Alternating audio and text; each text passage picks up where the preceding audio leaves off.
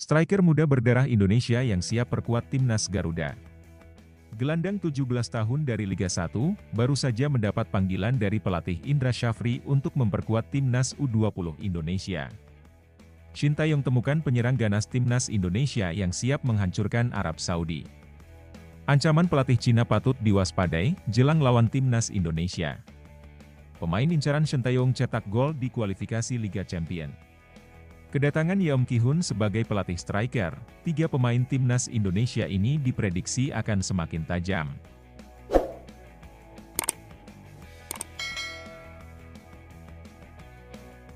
Striker muda berdarah Indonesia yang siap perkuat timnas Garuda.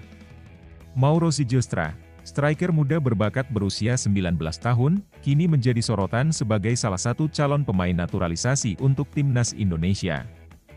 Memiliki darah Indonesia dari sang ibu yang berasal dari Bandung, Mauro tidak hanya sekadar bicara, tapi juga sudah menunjukkan ketertarikan dan kesiapannya untuk membela skuad Garuda. Di musim 2023-2024, Mauro tampil impresif dengan mencetak 9 gol dalam 19 pertandingan untuk NEC Nijmegen U21, sebelum akhirnya pindah ke klub barunya, FC Volendam. Meskipun belum ada kabar resmi dari PSSI mengenai proses naturalisasinya, Mauro mengaku sudah dihubungi oleh federasi dan berharap bisa segera mengenakan seragam merah putih. Mauro bahkan mengandalkan bantuan Fardi Bahdim, sosok yang dikenal sering menghubungkan pemain keturunan dengan timnas Indonesia. Meskipun Fardi bukan agen resminya, Mauro yakin Fardi bisa membantu membuka jalan menuju timnas. Dengan rekam jejaknya yang gemilang, Mauro merasa siap dan pantas untuk menjadi bagian dari timnas Indonesia, asalkan PSSI memberi kesempatan. Apakah Mauro Zylstra akan menjadi bintang baru di lini depan timnas? Kita tunggu saja kabar selanjutnya. Gelandang 17 tahun dari Liga 1, baru saja mendapat panggilan dari pelatih Indra Syafri untuk memperkuat timnas U20 Indonesia. Mauri Simon, gelandang serang berusia 17 tahun dari Bali United, baru saja mendapat panggilan dari pelatih Indra Syafri untuk memperkuat timnas U20 Indonesia. Setelah dipromosikan ke tim senior Bali United pada Juli 2024, Mauri kini diundang untuk ikut pemusatan latihan, TC, bersama skuad Garuda Nusantara di Jakarta dan Korea Selatan. Mauri bakal bergabung dengan dua rekannya, Kadek Arel dan Elo, untuk mempersiapkan diri menghadapi kualifikasi Piala Asia U20 2025. Kualifikasi ini krusial karena Indonesia akan menjadi tuan rumah dan berada di grup F bersama Yaman, Timor Leste, dan Maladewa, dengan jadwal yang padat dan lawan-lawan tangguh. Bisakah Mauri Simon menunjukkan performa terbaiknya dan membantu Indonesia lolos ke babak final Piala Asia U20 di Tiongkok? Apakah pengalamannya bersama Bali United akan membuat perbedaan? Kita lihat nanti, apakah Mauri bisa menjadi bintang baru yang membawa Garuda Nusantara terbang tinggi di Asia. Shin Tae-yong temukan penyerang ganas timnas Indonesia yang siap menghancurkan Arab Saudi. Stefano Lillipali, winger Borneo FC berusia 33 tahun, terus menunjukkan kalau dirinya belum habis. Setelah mencatatkan 11 gol dan 17 assist di Liga 1 2023 hingga 2024, Lili, panggilan akrabnya, langsung tancap gas di awal musim baru dengan mencetak 1 gol dan 1 assist saat Borneo FC menang 3-1 atas Semen Padang, di saat penyerang-penyerang timnas lainnya belum menunjukkan taring. Apakah Lillipali bisa jadi senjata rahasia yang dibutuhkan Shin Tae-yong untuk menghancurkan Arab Saudi dan Australia di kualifikasi Piala Dunia 2026? Dengan pengalaman dan ketajamannya, bisakah Lili membawa Garuda terbang tinggi? Yang pasti, Lillipali selalu siap dan bangga jika dipanggil untuk membela timnas Indonesia. Kita tunggu saja apakah Shin Tae-yong akan memberinya kesempatan untuk jadi pahlawan Garuda di laga-laga penting ini. Ancaman pelatih Cina patut diwaspadai, jelang lawan timnas Indonesia. Pelatih Cina, Branko Ivankovic, menebar ancaman serius kepada calon lawannya, termasuk timnas Indonesia, jelang putaran ketiga kualifikasi Piala Dunia 2026.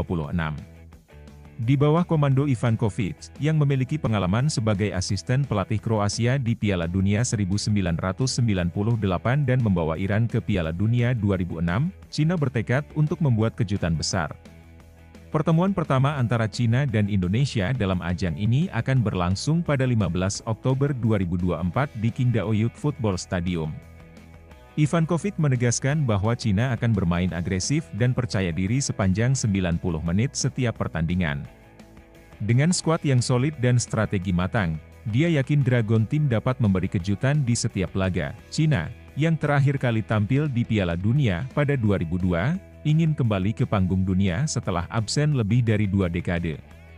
Meski tergabung di grup berat bersama Arab Saudi, Jepang, Australia, Bahrain, dan Indonesia, Cina tak gentar. Ivankovic bertekad mengubah sejarah dan membawa Cina kembali ke Piala Dunia. Akankah ancaman dari Ivankovic dan Cina ini menjadi kenyataan? Hanya waktu yang akan menjawabnya. Pemain incaran Shin Tae-yong cetak gol di kualifikasi Liga Champions. Mees Hilgers, bek tengah keturunan Indonesia yang pernah menjadi incaran pelatih timnas Indonesia Shin Tae-yong, mencatatkan namanya di papan skor saat membela FC Twente dalam pertandingan leg kedua putaran ketiga kualifikasi Liga Champions 2024-2025. Dalam laga yang digelar pada Rabu, 14 Agustus 2024, Hilgers mencetak gol melalui sundulan pada menit ke-43, memanfaatkan skema sepak pojok. Gol tersebut membantu FC Twente bermain imbang 3-3 melawan klub Austria, RB Salzburg. Namun, meskipun Hilgers tampil gemilang, FC Twente gagal melangkah ke fase berikutnya setelah kalah agregat 4-5. Kekalahan 1-2 di leg pertama membuat hasil imbang ini tidak cukup untuk membawa mereka lolos ke babak selanjutnya. Mees Hilgers, yang memiliki darah Indonesia dari sang ibu asal Manado, Sulawesi Utara, merupakan salah satu pemain naturalisasi yang pernah diincar oleh PSSI dan Shin Tae-yong. Bek berusia 23 tahun ini dikenal sebagai pilar pertahanan yang andal di FC Twente, klub yang telah ia bela sejak 2020. Meski tampil konsisten di Liga Belanda, Hilgers belum pernah dipanggil untuk membela tim senior Belanda, dan hanya sekali tampil untuk timnas Belanda U21 pada September 2022. Kondisi ini membuat peluang bagi timnas Indonesia untuk merekrut Hilgers masih terbuka. Dengan penampilannya yang terus menanjak, apakah Mees Hilgers akan mempertimbangkan kembali untuk bergabung dengan timnas Indonesia?